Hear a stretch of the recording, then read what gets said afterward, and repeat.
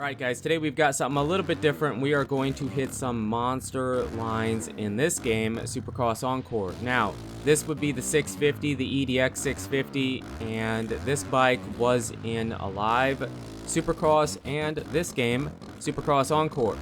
And I had this idea for this video, if you remember, about a year ago, to the day almost, we were doing a short Supercross Encore series where I used the quad, the 50, tried to get some really big, huge lines on the 450, and just ran a short series before MX vs ATV Legends released, and then we moved on to that game. And I wanted to do this video. I had this idea for a while. I wrote it down, and it kind of came back to me. It's a bit of a slow time, and motocross games right now, Supercross is kind of winding down, and we're waiting on Legends updates and the Season 2 and all that stuff, and so it's a bit of a slow time for motocross games besides MX bikes. And I was playing MX bikes, but most of you guys didn't, I've said it before, most of you guys don't really care for that game on this channel, and that's fine. It's one of my favorite games to play, but if you don't want to watch it, I don't want to do it. So we kind of moved away from MX bikes, or we're going to, and I came back to this game because, like I said, I had this in my head, this idea about a year ago, and then we got busy and stuff came up and couldn't do it. But the tracks I show you at the beginning with the monster lines with this bike would be the 2017 replicas. You saw A1. I did show you a line that I didn't get in the full lap, and I tried to get full laps for you because I feel like it's better and it's more difficult and challenging and just more satisfying to watch. So we had A1. Here we have San Diego, and San Diego doesn't, these lines are tough, but you can get them on the quad, you can get them on the 450, but they're way more difficult. This bike makes everything either very, very easy or lines that you can't even do if you aren't using this bike. Now, it isn't easy to use, but it isn't super hard. It's mostly clutch boost, first gear, you put it in manual, stay in first gear, and then if you feel like you need it, you throw a whip glitch or a preload, and you usually can get most everything you want to try to get. So it makes the big lines easier, but the bike itself is very weird to control. So it's slippery. It's very slippery. Supercross Encore could be a little bit slippery to begin with, but this bike is very slippery. It's easy to, so when you give it a clutch boost right away out of first gear, it's a boost of speed, it's a boost of power, so the bike kind of veers off to the right or to the left, and then you get out of control, and it's very difficult to bring it back because of how slippery it is. But the part where it's very slippery and hard to control is out of a corner. If you start clutch boosting too early, or if you're still turning, the bike just kind of spins out. It spins a donut. It just doesn't, you can't keep it going straight. And I've seen people say, well, it's a 650. I believe the EDX 650 is modeled after the KLR, or is it KLX 650 Kawasaki? I don't even know if they still make that bike, but I believe it is that model, or it's supposed to represent that bike in the game, but they call it the 650 or EDX 650. And some people have said, well, it shouldn't handle on a motocross track, supercross track, whatever. Yeah, I get that, but it's a video game. I don't think that's why they made the bike do it. I feel like they did that to try to balance the bike. If the bike handled like a dream, or just like the 450, 250, why would you ever use a different bike?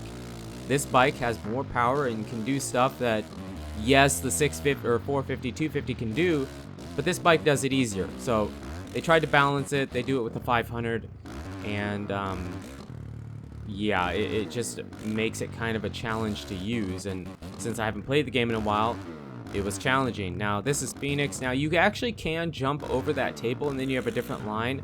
I did get it once, but I couldn't find where I had it in my recording. I played this game for hours trying to make this video for you because I haven't played Encore in a while, and then obviously the 650 can be kind of annoying to use, but Phoenix here, some of these lines I'm not sure you can do if you don't have the 650, and then you can see kind of towards the end when we go back down the start straight the opposite direction, where kind of tiptoeing the bike because of the slipperiness, and then the clutch boost. If you give it one bump on the clutch, it kind of gives you enough speed. You can just stay in first gear, you don't really have to shift. But yeah, if you're going too fast, you can't turn the bike, or it's too slippery, and it just makes it challenging, for sure challenging. But The best part and where I think this bike really excels is coming up here in just a little bit. We have 2 more tracks to show you, and then we go to where I really feel like the bike is fun and you can get the most use out of this bike, aside from free riding. I mean, free riding probably would work okay, and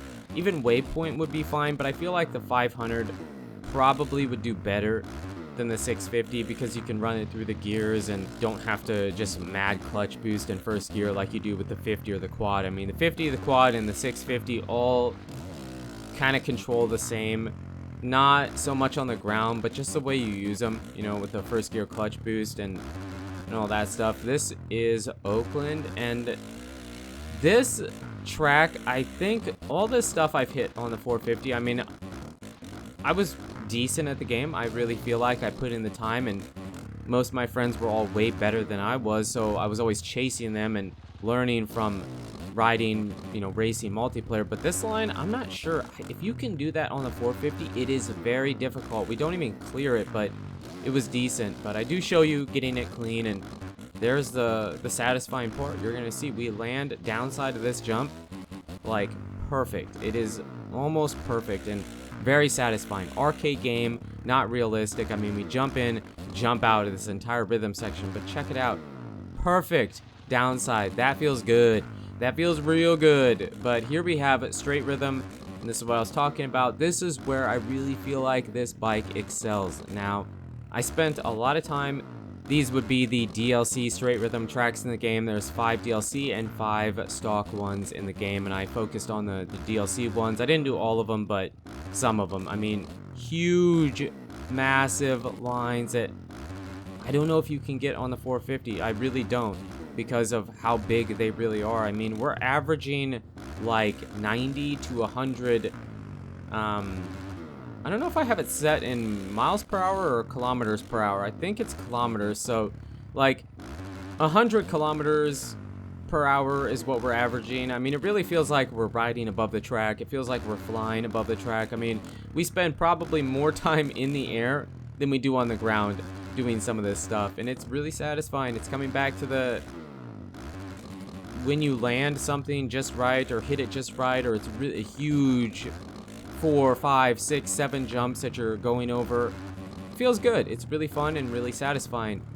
And the reason the bike excels here so well is because of how fast you can make it go, abusing the first gear clutch boost and preload, how big the preload was in this game, and the fact that you don't have to turn.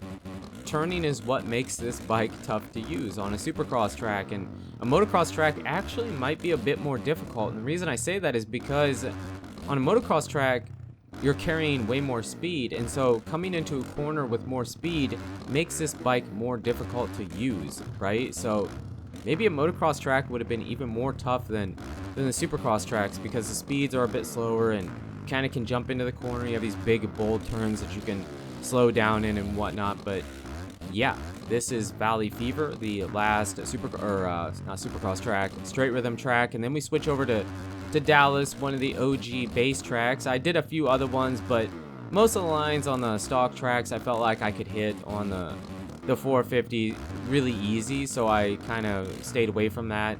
Atlanta had a few that I wanted to show you, but I couldn't put together a full lap there. I kept messing up, so I kind of skipped it and just show you Dallas at the very end. So yeah, 650 is a monster. Lines that maybe you can only hit on the 650. Some of them I'm pretty sure you can only hit on the 650, at least easily, or maybe not even easily, just moderately easy.